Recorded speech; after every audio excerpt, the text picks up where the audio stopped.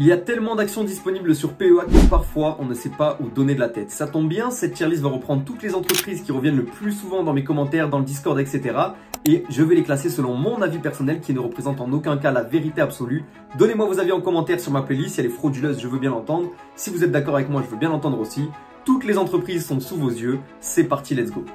Aussi, avant qu'on commence cette vidéo, n'hésite pas à t'abonner, ça me ferait extrêmement plaisir, ça m'aide beaucoup dans mon travail et surtout à liker cette vidéo pour le référencement. C'est parti tout de suite avec FDJ. FDJ qu'on va noter selon les 5 catégories que j'ai mis en place. Masterclass, très bon, bon, pas terrible et poubelle cash. FDJ, ça va partir dans bon, ce qui vaut un B en réalité. FDJ, pourquoi ça va uniquement dans bon? Déjà, tu as un très bon rendement. Actuellement, on a un très bon prix pour acheter. C'est clair que les multiples de valorisation ne sont pas énormes. On a un business qui est plus que rentable, qui est très intéressant en réalité, mais qui est partagé avec l'État. Voilà pourquoi on est en bon et pas très bon. On aurait pu être un peu plus haut pour FDJ, mais c'est clair qu'à un prix actuel, c'est sympa et le rendement sur coût dans quelques temps peut être sympa également. On a ensuite Accenture. Accenture qu'on va mettre en très bon. Accenture qui est en galère. Pourquoi? Parce que tout simplement, ils se font reprendre des parts de marché de toutes parts. Mais c'est une boîte qui est très solide et c'est une boîte qui est surtout bien ancrée avec des contrats déjà bien signés qui rapportent beaucoup d'argent. Les cycles économiques 2026-2027 devraient leur être un petit peu plus favorables. Voilà pourquoi je la mets dans très bon. Aussi parce que la valorisation, contrairement à l'historique, est assez basse actuellement pour Accenture. C'est très bon, c'est entre bon et très bon pour moi. Ça va sûrement être un des derniers des très bons. On passe sur Adyen. Adyen qui est une entreprise dont beaucoup de monde parle en ce moment sans réellement comprendre ce que fait l'entreprise. C'est un business un petit peu compliqué, un petit peu dur à cerner, mais qu'on va quand même mettre dans très bon, qui reste une très bonne boîte sur un PEA, surtout pour se diversifier géographiquement, même si dans son pays, vous verrez qu'il va y avoir mieux, et même incessamment sous peu. On enchaîne avec Airbus. Airbus que je vais mettre dans très bon aussi, qui malheureusement, j'en ai déjà parlé dans ma tier list CAC 40, est bridé par l'État. On est quand même sur une action néerlandaise, à savoir, vous avez de la retenue d'imposition à la source sur vos dividendes, mais ça reste quand même une bonne entreprise qui est bien établie, qui a des très bons contrats, qui est leader mondial, mais qui est encore une fois flagellée et vraiment descendue à balle par l'Union européenne. Dites-moi ce que vous en pensez également. Si je me trompe, n'hésitez pas à me le dire. Ce n'est que mon avis, je le répète, et en aucun cas un conseil en investissement. Ce n'est pas la vérité absolue. Je vous partage juste mon avis.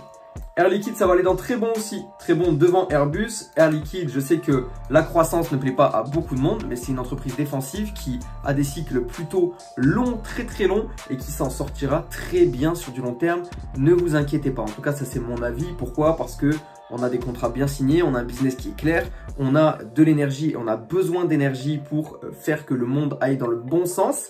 Et même dans le mauvais sens, on aura besoin d'énergie. Donc Air Liquide, c'est très bon. Certes, il y a une croissance lente. Certes, il faudra 18 ans pour vous rembourser votre capitalisation, votre achat de base. Mais bon, ça reste un très bon business avec des bonnes marges, avec un dividende croissant, avec des actions nominatives qui ont un bonus intéressant. Allianz, au même titre qu'AXA qu'on avait fait un petit peu plus tôt, c'est du bon. Pourquoi c'est uniquement du bon Allianz? Parce qu'on aura toujours besoin d'assurance. C'est une très bonne bancaire aussi, entre guillemets, c'est pas vraiment une bancaire, on va dire une financière. Mais ça ne vaut pas un A tiers qui va être gagné sur les bancaires par quelque chose d'un petit peu plus bas ici, sur les financières, pardon, sur les financières. Mais Allianz, ça reste du solide, ça reste un business dont on a besoin, ça reste un business qui est très bien ancré en Europe, qui a des très bons contrats avec des particuliers comme avec des entreprises et qui est franchement sur une croissance assez lente, mais qui est sur une croissance quand même qui est largement au-dessus de ses niveaux de 2008, contrairement à un certain AXA, et donc qui est ok, qui est bien, c'est une bonne entreprise. Maintenant, on va passer à la première masterclass de cette vidéo. Certains ne seront pas d'accord avec moi, mais ASML est une pure masterclass. C'est une entreprise qui, pour l'instant, je dis bien pour l'instant, est seule à proposer sa technologie à un moat immense et qui est honnêtement pas valorisée à des multiples exceptionnels quand tu connais le potentiel qu'elle a. Même si la croissance est au ralenti un petit peu pour cette année 2026 à venir. On attend d'ailleurs, juste après cette vidéo, donc que je vous poste le mardi à 18 h, on attend les résultats d'ASML. Et oui, les résultats d'ASML qui ont lieu en avant-market, le mercredi 15 octobre. À voir ce que ça va donner, sûrement peut-être une grosse chute, peut-être un nouveau point d'entrée sur ASML, mais ça reste une excellente boîte. Le problème étant la guidance qu'on n'arrive pas à bien mettre en place. Pour moi, ça reste quand même une masterclass et une entreprise sur laquelle je ne fais aucun souci dans les 10 prochaines années. La plus grosse menace, ce serait qu'il y ait un concurrent chinois qui rentre sur le marché beaucoup moins cher avec les mêmes machines. C'est faisable, mais c'est pas encore fait. BNP Paribas. BNP Paribas, c'est du très bon, clairement. C'est du très bon, c'est peut-être même devant Accenture, même devant Adyen. C'est derrière Airbus quand même, c'est une très bonne banque qui a tout simplement des fonds d'investissement partout dans le monde, qui est positionné aussi partout dans le monde. Dans la plupart des capitales mondiales, vous avez du BNP Paribas, donc c'est très intéressant à ce niveau-là. C'est une entreprise sur laquelle les ETF se multiplient. C'est une entreprise sur laquelle les ETF ont beaucoup de fonds investis dessus. En tout cas, sur les ETF SP500 PEA, la référence, ça reste quand même BNP ou iShares ou Amundi. Mais quand même, on est sur du BNP à grande partie dans les PEA que j'ai eu l'occasion de voir. C'est beaucoup de BNP Paribas. C'est une entreprise qui est très bien diversifiée dans ses actifs, mondialement parlant. Maintenant, on va parler d'une entreprise qui fait débat, qui est en double, j'ai oublié. Le logo comme ça est plus beau, donc on va mettre celui-là, Ferrari. Ferrari, j'aurais tendance à le mettre en A. J'aurais pu le mettre en masterclass, mais je n'ai pas du tout aimé leur DA avec les véhicules électriques, non seulement, et surtout, on a été très peureux, on va dire, sur la guidance 2030, ce qui fait que Ferrari a perdu quasiment 25% depuis ses plus hauts, même pas ses plus hauts, depuis son cours de la semaine dernière. Et Ferrari est franchement sur un petit déclin en fin d'année 2025. Et je pense qu'il va falloir battre les earnings à chaque fois et être devant sur toutes les prévisions qu'on a fait et remonter les prévisions de 2030 si on veut continuer à être valorisé autour des 35 à 40 de PE. Ça paraît quand même beaucoup. Si vous voulez que je vous fasse une vidéo sur Ferrari, n'hésitez pas, je la ferai avec grand plaisir. Airbus, on l'a déjà mis, j'ai utilisé les deux logos. Maintenant, on va passer à Stiff. Stiff, si vous saviez le nombre de messages que je reçois sur Stiff. J'ai présenté cette small cap quand elle était à 50 €. Je l'ai même présentée quand elle était à 30 € sur TikTok. Elle est montée à 90 € et là, elle est retombée à 65, ce qui est tout à fait normal. Ça s'appelle respirer. Une small cap ne donne pas énormément d'informations, c'est normal. Elle est cotée sur Euronext Growth et c'est ce qui fait que actuellement, on est en train de baisser parce qu'on n'a pas assez d'informations. Pourtant, l'entreprise se dirige vers des très bonnes directions. On est en train d'exploser les chiffres d'affaires des années précédentes. Pareil pour les marges, on reste quand même très correct malgré 2 acquisitions, je rappelle.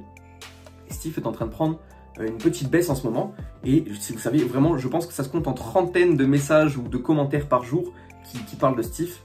Maintenant où est-ce que je vais mettre Stiff? Est-ce que je vais mettre en masterclass? Est-ce que je vais mettre en très bon? Je vais mettre en très bon pour une chose, la volatilité. Par contre, j'avais oublié, Ferrari va derrière Air Liquide quand même. Quoique. Stiff, je vais mettre en très bon pour la volatilité. C'est une action qui est extrêmement volatile, qui donne mal au crâne. Des fois tu ne sais pas pourquoi elle baisse. Mais quand tu ne sais pas pourquoi elle baisse, c'est tout simplement que tu n'as pas assez de données pour qu'elle monte. Par contre, quand elle monte, c'est fulgurant, ça c'est clair et net, c'est une small cap. Bref, c'est une action qui donne mal au crâne, mais c'est une excellente action positionnée sur un très bon secteur avec des excellents fondamentaux et 2 acquisitions en 2025. 2 acquisitions pour une small cap, c'est masterclass. Surtout que c'est des acquisitions de sociétés rentables dans un business qui élargit les positions de Stiff mondialement. Bref, c'est très bon, c'est presque du S, mais c'est trop volatile. C'est pour ça que c'est pas du S. Interparfums. Interparfums, c'est du A. Alors là, pareil, je vais pas me faire beaucoup d'amis. C'est entre Adyen et Accenture. Je vais m'expliquer pourquoi. J'ai du Interparfums en portefeuille, personnellement, parce que je crois au business sur du long terme. Les gens mettent du parfum, ça, pour ceux qui ont la ref, c'est masterclass. Et surtout, les marques qui collaborent avec Interparfums ont de plus en plus besoin de déléguer la partie cosmétique parfumerie. Parce que déjà, toute la partie retail prend beaucoup de temps. L'e-commerce est en train de reprendre des parts, donc il faut s'habituer à ce niveau-là. Maintenant, pour la parfumerie, quand tu sais que tu peux déléguer à Interparfums qui gère ça depuis des millénaires, j'ai l'impression, vu les croutons qui sont à la tête de cette entreprise, mais c'est masterclass. Juste, il y a un cycle qui est compliqué, ça on le sait bien, mais l'entreprise est assez résiliente. Alors pourquoi on est en train de corriger à gogo? C'est simple, on est monté sur des multiples de valorisation beaucoup trop hauts. Actuellement, à 16 de price earning, Interparfums, c'est pas du pain béni. Mais franchement, si vous croyez au business, foncez. Après, toujours pareil, pas de conseil en investissement, faites vos propres analyses. Il y a une vidéo d'ailleurs sur Interparfums, il y a une vidéo sur pas mal des entreprises qu'on est en train de regarder ici. Je vous mets la playlist dans le petit i ou dans la description, ça dépend si j'ai la flemme. Mais vous avez la playlist de toutes les actions qu'on a analysées et si vous voulez voir au cas par cas, ça peut vous donner un petit peu plus de données. Maintenant, on va passer à Essilor Luxottica. Essilor Luxottica A. C'est du très bon. C'est du très bon et sur le Essilor, on a des très bons partenariats. On est quand même, bon allez, juste derrière Airbus. On a des très bons partenariats mondialement, notamment avec Meta, mais aussi avec des effigies, des égéries pardon, qui sont en la personne de Kylian Mbappé, tout simplement. Mais il y a aussi plein d'autres acteurs, chanteurs, etc. qui sont positionnés avec la marque. La marque possède en grande partie Oakley, possède en grande partie Ray-Ban.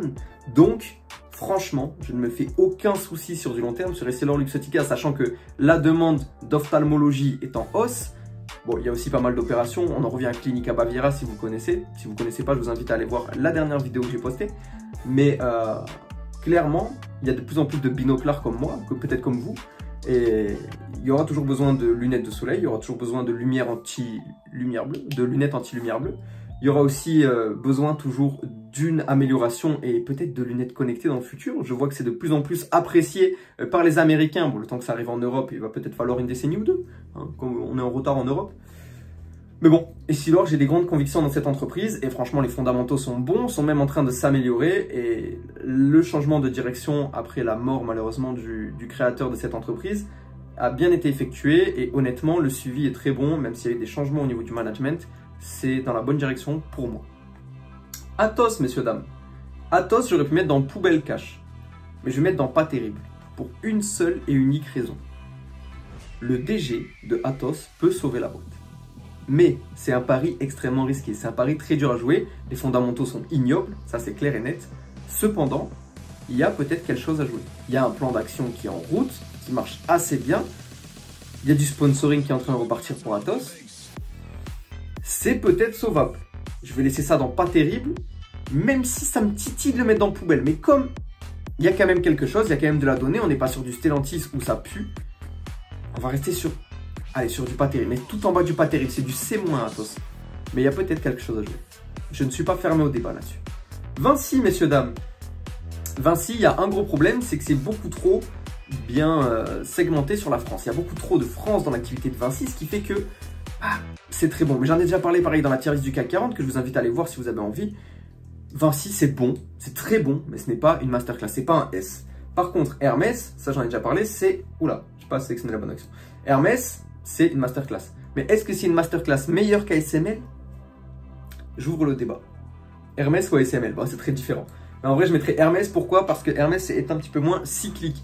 Et c'est de l'ultra luxe, donc ça peut fixer les prix. Ça dépend un petit peu moins du marché également. Et même si on a eu une belle baisse récemment, d'ailleurs, il y a peut-être un petit billet à se faire sur Hermès à ce prix-là. Ben, ça me paraît meilleur qu'ASML pour le fait qu'il y a moins de danger. On va dire. Mais un cycle économique négatif avec un pouvoir d'achat plus bas a tiré Hermès vers le bas.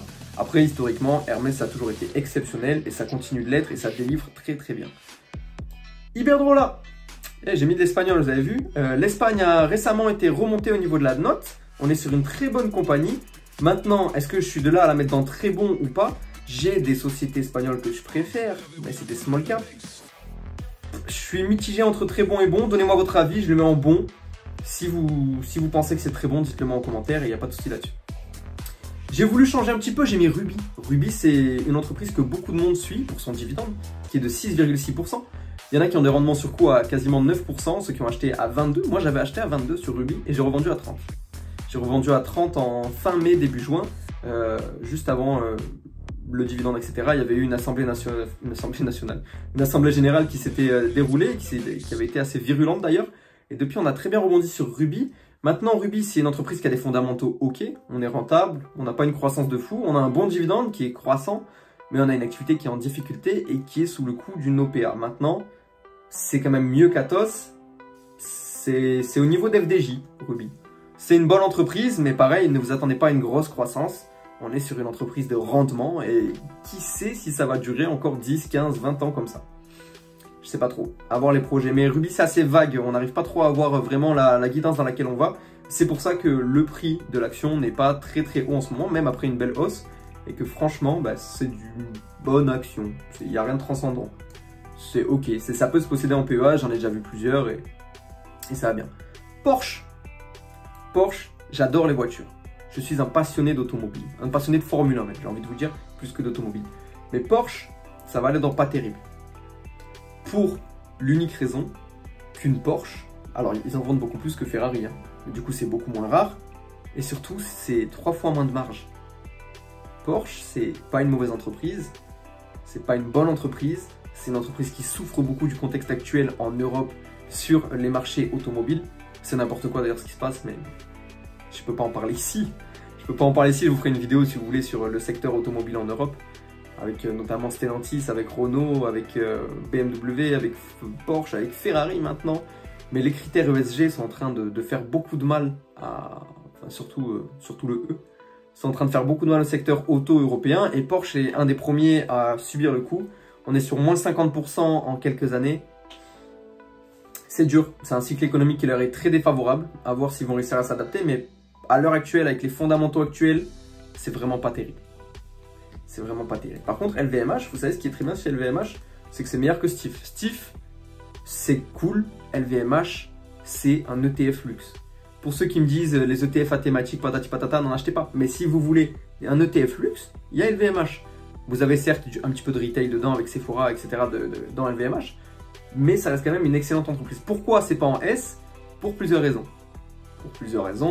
Déjà, la partie MH, Moët Hennessy, il y a un stock qui est énorme sur le champagne. La consommation d'alcool mondiale a baissé, notamment dû aux réglementations en Asie, etc., etc.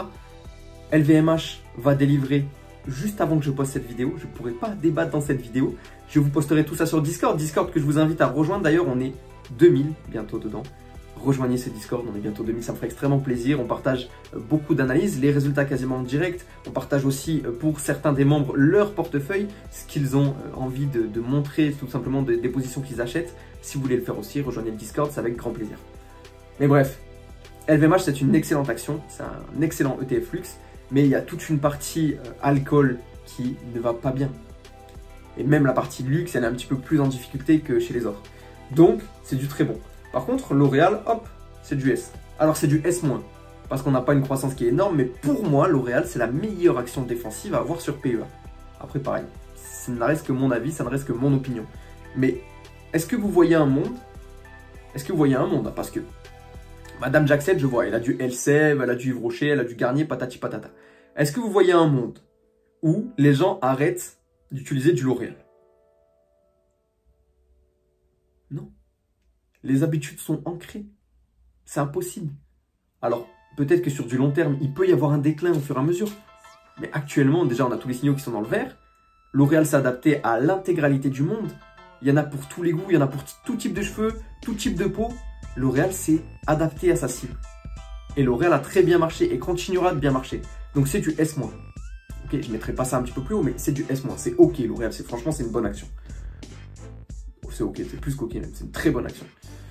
Novo Nordisk, ça va faire débat. Novo Nordisk, pour moi, ça se situe dans très bon. Après, à quel niveau? Telle est la question. On va mettre ça derrière Vinci quand même. Novo Nordisk, c'est une très bonne boîte qui est dans une thématique qui est très bien placée, qui malheureusement souffre un petit peu de la concurrence de ses résultats, de ses changements de management. Mais c'est une boîte qui est très bonne. Mais il y a un gros problème sur Novo Nordisk, c'est que c'est le secteur pharmaceutique. Et que le secteur pharmaceutique, c'est une galère pas possible.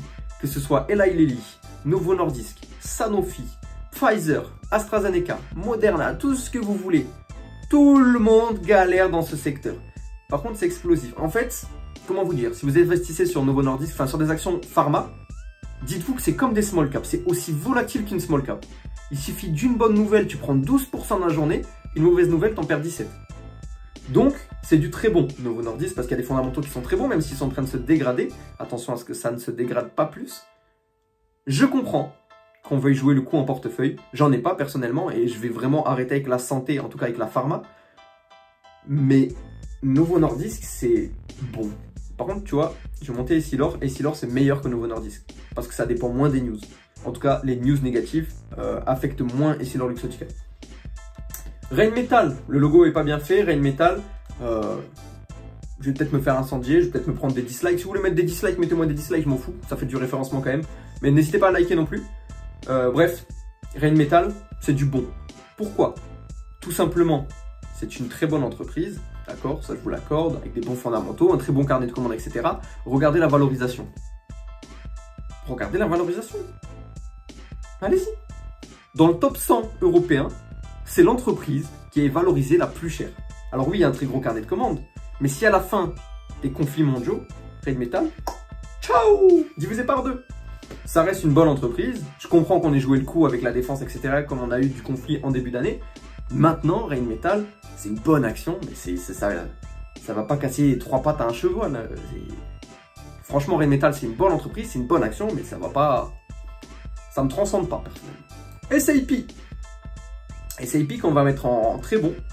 On va mettre en très bon derrière BNP Paribas. C'est une entreprise qui est très bien intégrée actuellement dans beaucoup de sociétés. Pour avoir travaillé et pour avoir des contacts qui travaillent dans des filiales du groupe Vinci notamment, qui est une excellente boîte française, il y a du SAP dans tout. Tous les process sont faits grâce à SAP. C'est intégré dans énormément de grosses sociétés, mais aussi dans des ETI, aussi dans des PME. SAP s'est adapté à toutes sortes de sociétés et est vraiment implanté partout dans le monde. C'est très clean, c'est du très bon. Pourquoi je ne mets pas plus haut? Simplement parce qu'il y a une valorisation qui est très forte. Et tu vas me dire, oui, mais ASML et Hermès, j'ai une valorisation très forte aussi, L'Oréal aussi pour la croissance. Oui, je vous l'accorde, oui. Mais le secteur est moins porteur. Puis le secteur est déjà bien ancré. Je ne vois pas énormément de potentiel pour SAP. En tout cas, je vois de la croissance long terme sur du 6-8% peut-être. On n'ira pas chercher du 12-15%. Bref, c'est une bonne entreprise, très bonne entreprise, mais pas à niveau S du tout. Siemens. Alors là, on a un petit peu une guéguerre Allemagne-France entre Siemens et Schneider, que je vais mettre Siemens en très bon pour commencer. Et hop, Schneider en masterclass. Pourquoi? Les différents contrats qui sont signés. Aussi simple que ça. Alors Siemens a une très belle filiale énergie que je vous invite à aller voir, mais qui pareil est grandement valorisée, on va dire. Cependant, les deux sont prenables sur PEA, clairement. Je vous laisse faire vos recherches, faire vos comparatifs, mais les deux sont très bons. Schneider, j'en ai déjà parlé dans une vidéo entière, qui est dédiée, qui est dans la playlist analyse que vous avez en description. Siemens, c'est clean. C'est clean. Après, j'ai un petit peu de rancœur envers Siemens. J'avais un lave-vaisselle Siemens. Un lave-vaisselle. 2 ans, il a fait. 2 ans. Pourtant, je l'ai pris bien. Moi, j'ai trop de rancœur sur ces trucs comme ça. Edenred, j'y toucherai jamais à Edenred. Ils me doivent encore 300 € de ticket resto. Je m'en rappelle. Je m'en rappelle. Total Energy. C'est bon. Ah, en vrai, j'ai mis Interparfum en très bon quand même. Je suis un ouf. Interparfum, c'est bon aussi. C'est derrière Total Energy. Ou alors, on va faire comme ça. Total Energy, c'est très bon. Parce que tu auras toujours besoin d'énergie dans le monde. Commencez pas à m'attraper ma veste. Personnellement, je fais mon plein chez Total Energy. Je me chauffe chez Total Energy. Je fais tout chez Total Energy. Ils sont tellement diversifiés, ils sont trop bons. En plus, il y a la cotation américaine qui arrive incessamment sous peu. Là, on a un prix d'achat qui est ridiculement bas. Mais en même temps, le pétrole est ridiculement bas également. Il n'y a qu'à la pompe que le pétrole, il bouge pas. Je comprends pas. Et bref, sur Total Energy, actuellement, avec un rendement actuel à quasi 7%, non, c'est très bon. Après, un Total Energy à 60 €, ça descend d'une catégorie, ça reste en bon. Mais c'est une entreprise qui certes est cyclique, mais qui est très bonne sur du long terme. C'est clair et net. Après, ne vous attendez pas à de la croissance, encore une fois. Maintenant, Thales, on va finir sur ça. Thales, c'est du bon. Thales, c'est ok. Thales, c'est une bonne entreprise. Maintenant, bon, ça reste de la défense. Pareil, c'est très fortement valorisé. Le jour où on arrête d'avoir des conflits mondiaux, ce qui n'arrivera jamais, mais le jour où il y a un ralentissement des conflits mondiaux, Thales, comme Rheinmetall, perdra de sa superbe. Et voilà. Si vous n'êtes pas d'accord avec cette tier list, n'hésitez pas à me le faire savoir. Si vous êtes d'accord, n'hésitez pas à me le faire savoir non plus. Si vous avez des corrections, n'hésitez pas. Mettez des commentaires, l'espace est fait pour ça. Un pouce bleu, un pouce rouge si vous voulez, je m'en tape. Et surtout, abonnez-vous à la chaîne, ça me fait extrêmement plaisir. Si vous voulez qu'on fasse une tier list sur les actions américaines, je suis preneur bien entendu. Par contre, elle sera beaucoup plus longue que sur les actions européennes puisqu'il y a beaucoup plus d'actions intéressantes. À la prochaine, c'était Jackset. Je vous donne rendez-vous vendredi pour une vidéo, samedi matin pour un stream ou peut-être samedi après-midi. En tout cas, samedi pour un stream sur Twitch, c'est sûr. Rejoignez le Discord. Si vous comprenez rien à l'investissement, vous avez le e-book. Avec le code Twitch, il reste 3 codes. Vous avez 30% de réduction, n'hésitez pas. Et nous, on se retrouve vendredi. Ciao, ciao.